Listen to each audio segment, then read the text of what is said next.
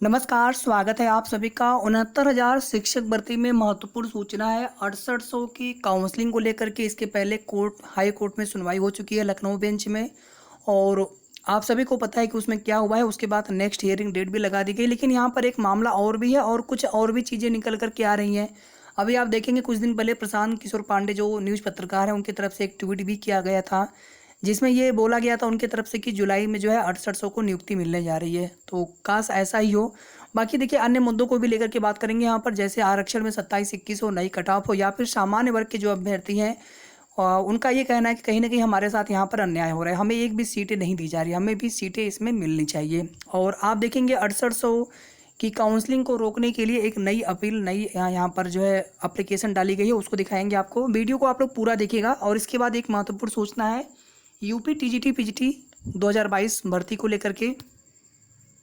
सबसे पहले यहाँ पर टीजीटी पीजीटी को लेकर के बात कर लेते हैं, उसके बाद हम बात करेंगे 69,000 शिक्षक भर्ती में। टीजीटी पीजीटी में एग्जाम डेट को लेकर के और ऑनलाइन आवेदन फॉर्म आवेदन को लेकर के इसमें देखिए बहुत सारी समस्याएं आ रही हैं सबके साथ। जैसे किसी के फॉर्म सबमिट नहीं हो पा रहे हैं, किसी का पेमेंट होने के बाद फाइनल सबमिशन नहीं हो पा रहा है।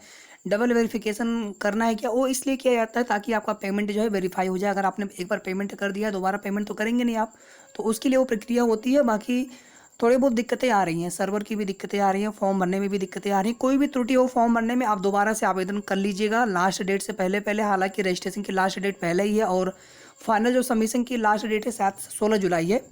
और डेट बढ़ाने की भी मांग उसमें की जा रही है कि कुछ दिन डेट और बढ़ा दिया जाए। अगर आप यहाँ पर देखेंगे माध्यमिक शिक्षा सेवा चयन बोर्ड के विज्ञापन वर्ष 2022 टीजीटी पीजीटी की तैयारी कर रहे समस्त प्रतियोगी छात्र भाइयों बहनों को अवगत कराना है कि आज चयन बोर्ड के आदरणीय अध्यक्ष महोदय जी से फोनिक वार्ता में यह बात स्पष्ट हुई कि 15 जुलाई तक टीजीटी पीजीटी के 86,900 आवेदन एवं प्रवक्ता के 8,69,000 आवेदन टीजीटी में, और पीजीटी में आप यहाँ पर देखेंगे तो 4.5 लाख, ठीक है, आवेदन अंतिम रूप से चयन बोर्ड को प्राप्त हो चुके हैं। तो आप यहाँ पर समझ सकते हैं कि बहुत बड़ी संख्या में आवेदन है और एक सीट पर जो है औसतन दावेदार 1000 से भी ऊपर जा सकता है किसी किसी विषय में। लास्ट डेट 16 जुलाई तक टीजीटी एवं पीजीटी के 5,000 से 1,000 आवेदन और प्राप्त हो सकते हैं, मतलब फाइनल सबमिशन होते होते। प्रतियोगी मोर्चा के अध्यक्ष ने बताया कि आदरणीय अध्यक्ष महोदय से यह अनुरोध किया गया है कि विज्ञापन वर्ष 2022 की परीक्षा तिथि की जानकारी अभ्यर्थियों को कम से कम 60 दिन पूर्व एक विज्ञप्ति के द्वारा दिया जाए, जिससे कि अभ्यर्थी अपनी तैयारी में एकाग्रता ला सके। इस पर चयन बोर्ड के अध्यक्ष महोदय ने सहमति प्रदान की। बहुत बहुत धन्यवाद। तो ये तो महत्वपूर्ण सूचना हो जाती है यूपी टीजीटी पीजीटी 2022 भर्ती को लेकर के।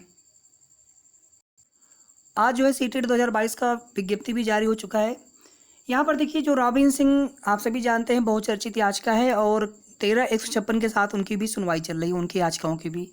तो इन्हीं की तरफ से यहाँ पर एप्लीकेशन डाला गया है फॉर इंटरिम रिलीफ, और यहाँ पे आप सभी देख सकते हैं for the facts reason and circumstances stated in the writ petition supported by an affidavit it is most respectfully prayed that this honourable court may kindly होना चाहिए था, may kindly direct to the opposite parties in the nature of interim mandamus to stop the counselling.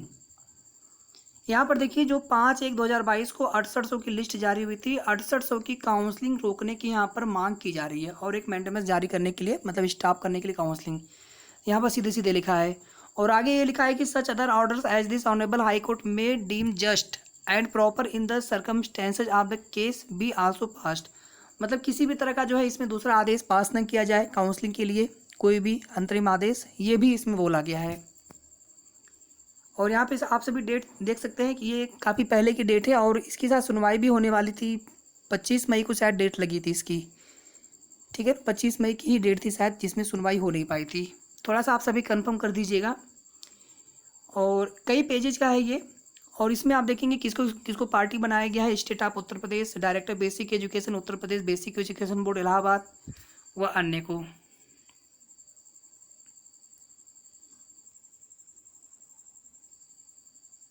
ठीक है, थोड़ा सा ये blur है हल्का सा।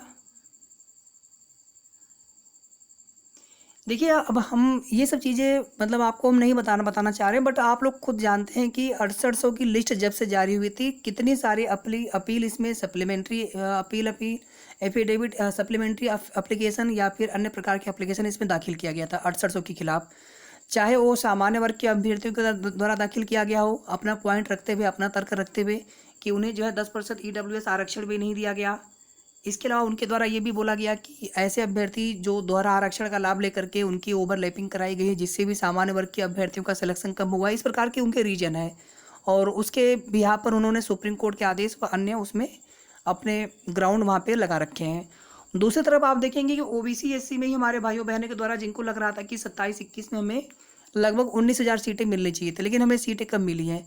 उसमें भी आप देखेंगे एक तो 68,500 की तरफ से जो भारती पटेल वाली याचिका 6800 के खिलाफ उसमें याचिका पड़ी थी, और उसी आदेश पर देखेंगे तो एक अंतरिम आदेश पारित कर दिया गया था कि अभी जो है 69,000 में आप एक भी अतिरिक्त सीटें नहीं जोड़ सकते हैं बिना किसी विज्ञापन के।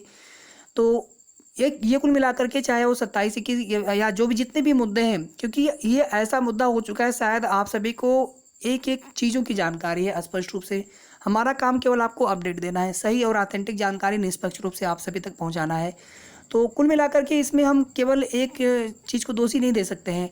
और आप ये भी देखिए, पहला ऑर्डर 27 जनवरी को आया था शायद ना, 5 जनवरी के बाद अगर चाहे होते विभाग तो 8 तक आपकी काउंसलिंग नहीं करवा सकते थे, 7 तक बड़े आसानी से करवा सकते थे। 6800 की छोटी सी लिस्ट थी, 75 जिलों में कराना था, एक दिन में काउंसलिंग हो सकता था, 6 को करवा देते, 7 को करवा देते आप, लेकिन काउंसलिंग नहीं करवाई गई। अब हम इसमें ये वर्ड यूज़ नहीं करेंगे कि ऐसा जानबूझ करके किया गया, बाकी आप लोग खुद समझते हैं इसमें क्या चीज़ें हैं। नहीं तो ये मामला बहुत पहले काउंसलिंग नियुक्ति तक कंप्लीट हो चुका होता।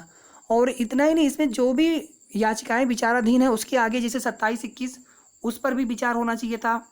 सामान्य वर्ग के अभ्यर्थी थे रॉबिन सिंह वाली व अन्य जो भी याचिकाएं बाद में पड़ी हैं उस पर भी विचार होना चाहिए था। 22,000 सीटें, 23,000 सीटें, 68,500 शिक्षक भर्ती में खाली पड़ी हैं, उन सीटों पर अभी तक कोई फैसला ही नहीं लिया गया। ना तो 68,500 के अभ्यर्थियों को उसमें से एक भी सीटें मिली, ना ही 69,000 के अभ्यर्थियों को उसमें से एक भी सीटें दी गई। सीटें खाली पड़ी हैं और उसके लिए आपने बजट पास किया, भर्ती आपको करनी थी पूरी 1,37,000 पूरे पद भरने। तो क्या किया ये इसमें बोला जाए, सरकार और सिस्टम ये जो है एक तरह से अभ्यर्थी कितना इसमें परेशान हो रहे हैं उसकी कल्पना भी नहीं की जा सकती है। कितने अभ्यर्थी परेशान हो रहे हैं इन सब चीज़ों को लेकर के।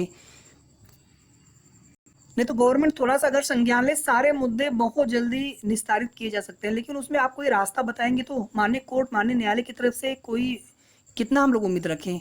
सरकार अगर इसमें थोड़ी सी पहल करे तो सभी मामले यहाँ पर जल्द निस्तारित और बहुत पहले निस्तारित हो जाते हैं। 6800 के अलावा 6800 को तो नियुक्ति बहुत पहले मिल जानी चाहिए थी, 6-7 जनवरी तक ही मिल जाना चाहिए था, कोई उसमें किसी भी तरह का कोई उसमें व्यवधान आना ही नहीं चाहिए था।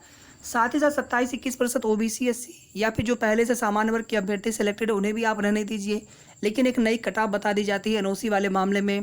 तो इसके बाद फिर जो सामान्य वर्ग के अभ्यर्थी उनके अपने अलग उनके जो है उनके अपने ग्राउंड है। और आप देखेंगे भी तो कुछ ऐसी चीज़ें हैं जैसे त्रुटि संशोधन बहुत बात तक किया गया था, 28/5/2020 तक किया गया था, ठीक है। तो उस स्थिति में उन लोगों की भी अपनी मांग है, उनकी अपनी डिमांड है कि हमें भी ना तो EWS का आरक्षण मिला और डुअल आरक्षण आपने बेनिफिट दिया है, उस वजह से भी बहुत सारे अभ्यर्थी सामान्य वर्ग के सेलेक्ट नहीं हो पाए। तो ये उनकी अपनी रीजन है। तो सभी के साथ यहाँ पर न्याय किया जा सकता था, किया जा सकता है अभी भी, सरकार चाहे तो। बाकी हम सभी को संगठित रहना चाहिए और संघर्ष करते रहेंगे हम लोग। देखते हैं आगे सरकार कब तक, कहाँ तक, किस प्रकार से भर्ती प्रक्रिया को कंप्लीट करती है, कितना न्याय करती है सबके साथ। वीडियो को आप लोग प्लीज़ लाइक शेयर कर दीजिएगा। धन्यवाद।